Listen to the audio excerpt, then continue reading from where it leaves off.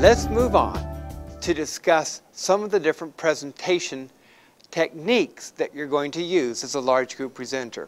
Large group presenters, they make sure the Bible is presented, and that means that sometimes they will transition into a costume character right in front of the eyes of the audience, or sometimes they will involve other adults coming up as a costume character or other assistants. But what we want to do in our curriculum is give a wide variety of storytelling techniques. And again, when I use the word storytelling, I'm not suggesting in any way that what we're talking about is simply stories or fables. It's God's truth. It's just that we want to present it in a way that use great storytelling techniques. And by the way, that is a universal language, how to tell a great story and involve your audience while doing it. So, in the early years, especially preschool, 4 or 5K, and also 3-year-olds and 2-year-olds. Well, with 2-year-olds and 3-year-olds, we'll use puppets and a lot of action pantomime in which the children do exactly what the presenter is doing as the presenter tells the story. When you get to 4 or 5K, you would have an action pantomime, or you could have an echo pantomime in which they actually say some of the words back.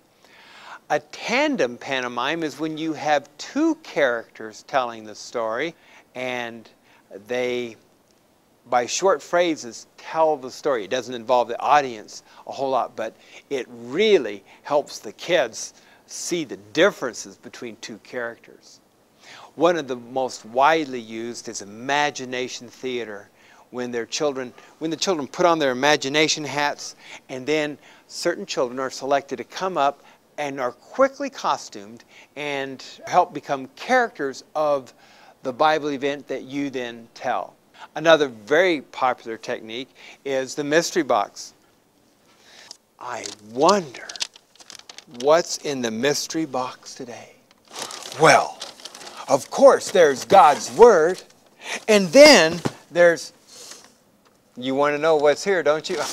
Now, dramatized characters are also a technique that we use in grades 1 through 4 and occasionally in 5th and 6th. The presenter can transition into the dramatized character by turning around, putting on a costume, and coming back with a different voice and inflection. We believe it's better to look for new people and ask them to come in for a one-time drama presentation, or to be one of the drama people that from time to time make appearances. We had a delightful experience in our own church with a Samson character. And it just so happened my barber was a bodybuilder and a wonderful character.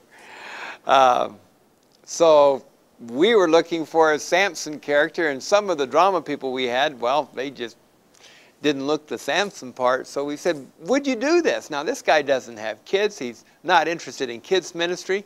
But when it came to, well, you want me to go, you know, be a Samson character, he said, sure. And he did the most phenomenal job of telling the Bible event of Samson. And that connected him to children's ministry, gave him some ownership, and used his gifts. He didn't even realize he was such a good storyteller until it happened. And he had the adults in stitches when he was talking about the dilemma of, I had such a, and she cut my hair off, and such a terrible haircut. I mean, one sideburn was down here, one was up there. And of course, the adults enjoy the fact that he was a barber and did that. Some other techniques that are going to be more common in grades 1 through 4 is the audience participation drama. As the Bible event is described, the kids become part of the storytelling, and oftentimes by sections of the room having a certain response that they'll say and help unfold the story. And in these situations, each series may have a different theme, like a game show, a road repair, a radio program, a space journey, a mad scientist, in which the kids are up and part of that special world that we've created, out of which we're going to tell the Bible event in that creative fashion. I want to remind you that when you watch someone else present, don't try to become like them. Become like you. Develop your style and develop your technique, and you'll be powerful. God will use you according to your giftings for that. I'd like to leave you with these last 6 major hints on how to make it effective. Number 1, don't talk too long. Number 2, don't talk too long.